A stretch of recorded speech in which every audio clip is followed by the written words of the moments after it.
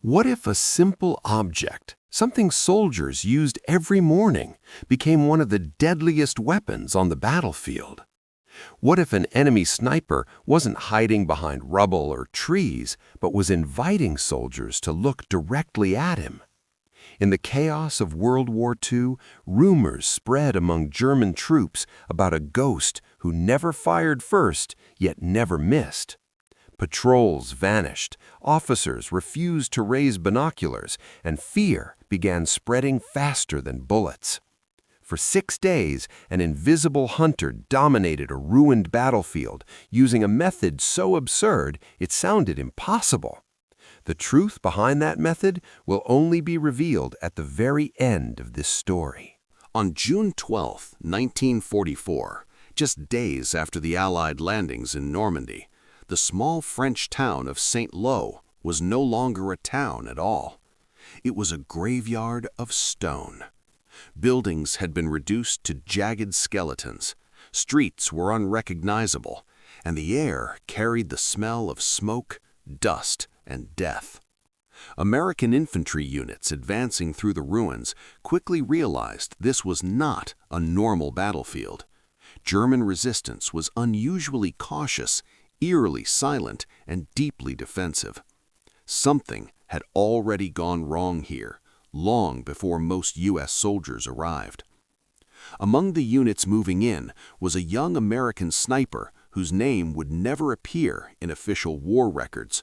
He was not famous. He was not decorated at the time.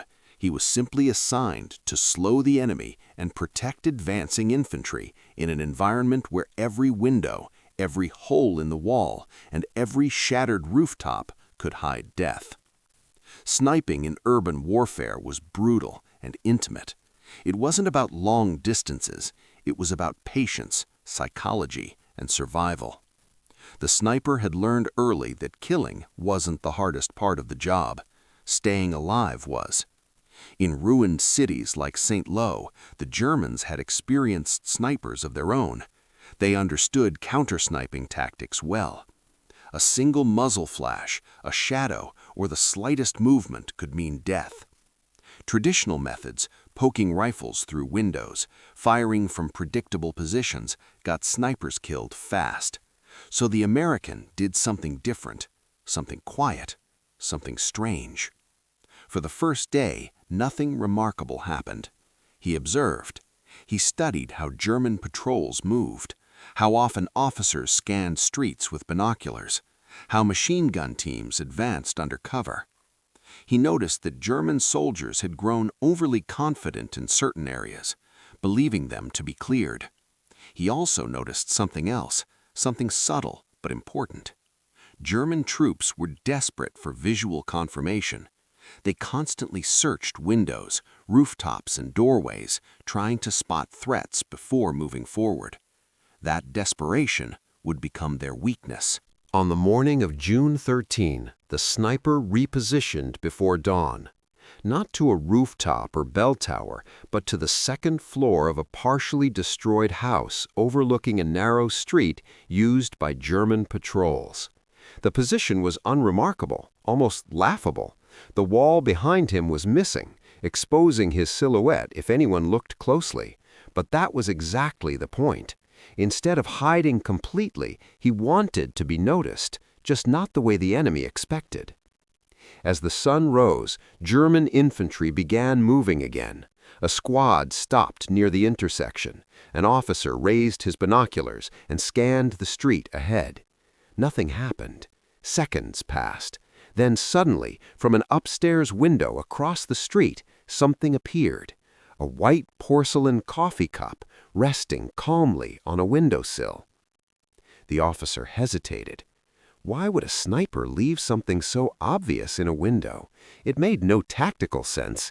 Snipers were trained to hide, not advertise their presence. The officer raised his binoculars again, focusing on the cup. He leaned slightly forward. That was the moment the American sniper had been waiting for. The shot was clean. The officer collapsed without a sound. Confusion followed. The German squad scattered, firing blindly at windows and doorways. but they never fired at the coffee cup. It looked harmless, mundane, civilian. The American sniper remained motionless. He didn't reload immediately. He didn't move the cup. He waited. Minutes later, another German soldier cautiously peeked from behind cover, trying to understand where the shot came from. His eyes drifted to the same window, the same cup. Again, curiosity defeated caution. Another shot, another body. By the end of the first morning, 5 German soldiers were dead. No one had seen the sniper. No one had identified his position. And worst of all for the Germans, no one understood the pattern.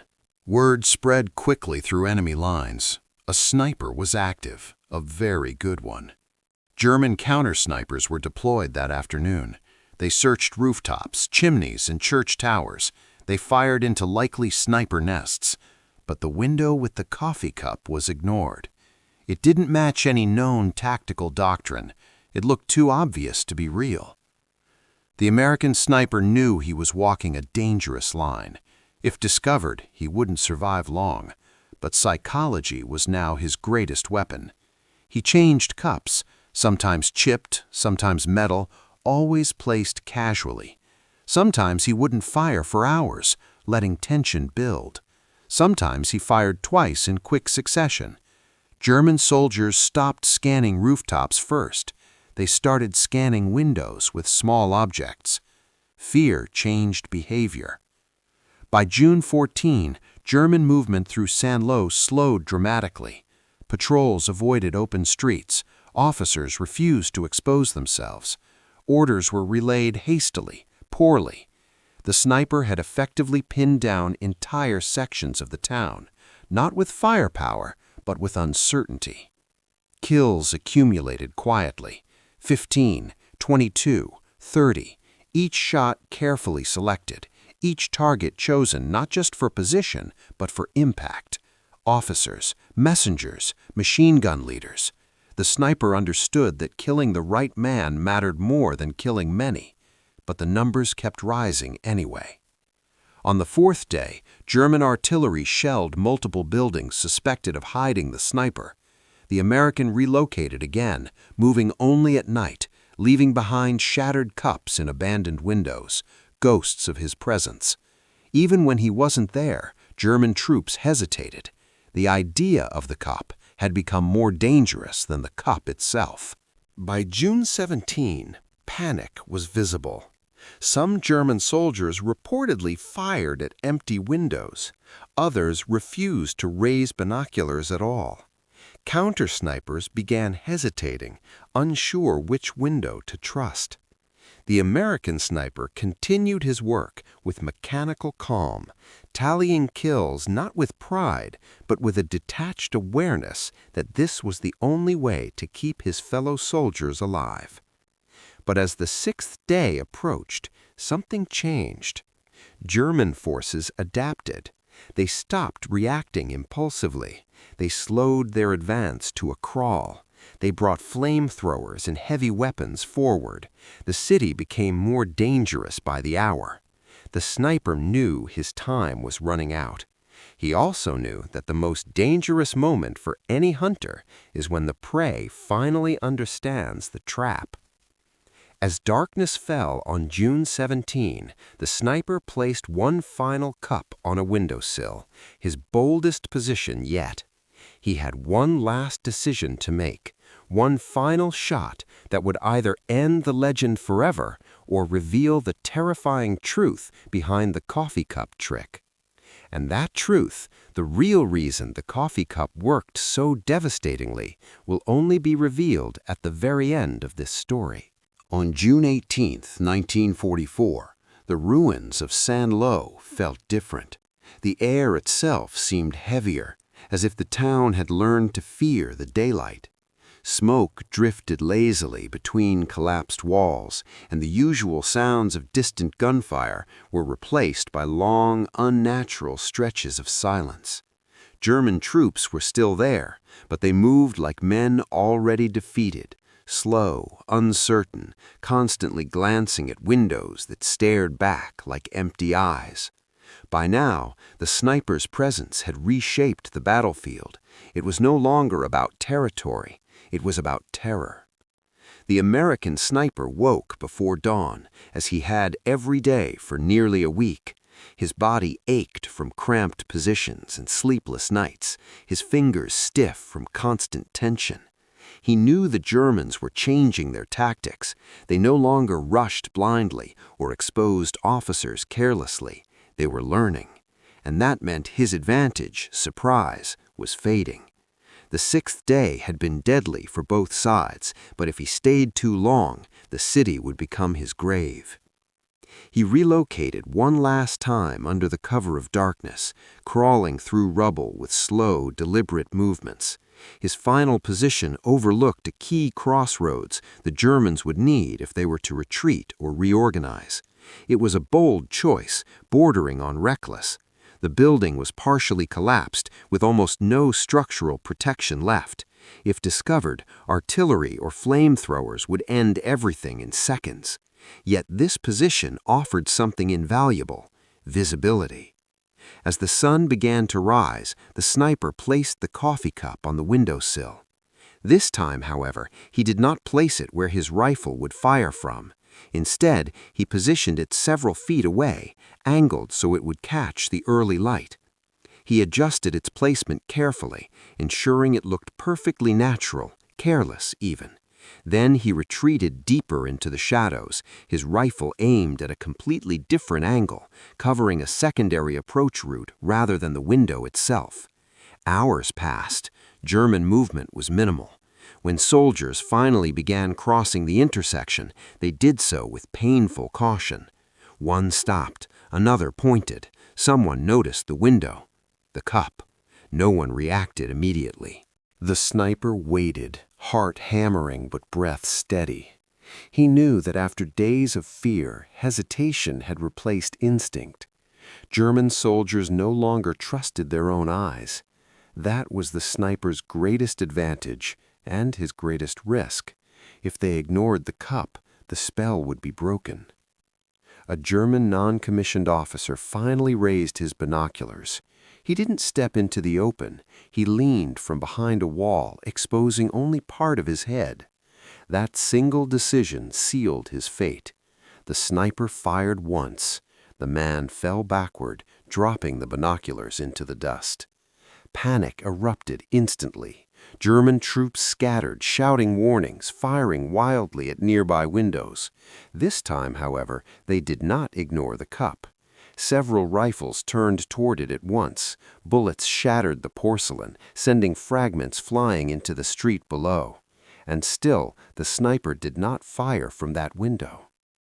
Instead, when a machine gun team repositioned behind sandbags to suppress the supposed sniper nest, the American sniper calmly shifted his aim and eliminated them one by one. The Germans had reacted exactly as he expected, but to the wrong threat. By midday, German command realized something was deeply wrong. This wasn't just a skilled sniper, this was psychological warfare. The cup was not the weapon, it was bait. The real danger came from somewhere else entirely. Orders were issued to burn buildings suspected of concealment, regardless of collateral damage. Flames soon consumed sections of Saint-Lô, thick black smoke turning daylight into dusk. The sniper knew this was the end. His ammunition was low. His body was exhausted. The Germans were no longer afraid of windows. They were angry, and anger made men unpredictable. As explosions rocked nearby structures, the sniper packed his rifle, dismantled it into smaller components, and prepared to withdraw. But before leaving, he did something unexpected. He left another cup behind, not in a window, but on a table, visible through a shattered doorway at street level. A final insult, a final ghost. Under cover of chaos, he slipped away, blending into the maze of rubble and smoke. By nightfall, American infantry advanced and secured the area. German forces pulled back under pressure from artillery and airstrikes. The sniper was gone. In the days that followed, reports filtered through German ranks. 97 soldiers dead in less than a week. No confirmed sniper position, no captured shooter, just stories. Stories about a cup that meant death. Stories about windows that watched. Stories that traveled faster than facts ever could. The American sniper never spoke publicly about what he did. There were no interviews, no memoirs. His kill count was never officially recorded. In war, especially World War II, only victories that could be neatly documented survived history. Everything else faded into rumor. But among soldiers, stories don't fade easily. Years later, veterans on both sides told versions of the same tale.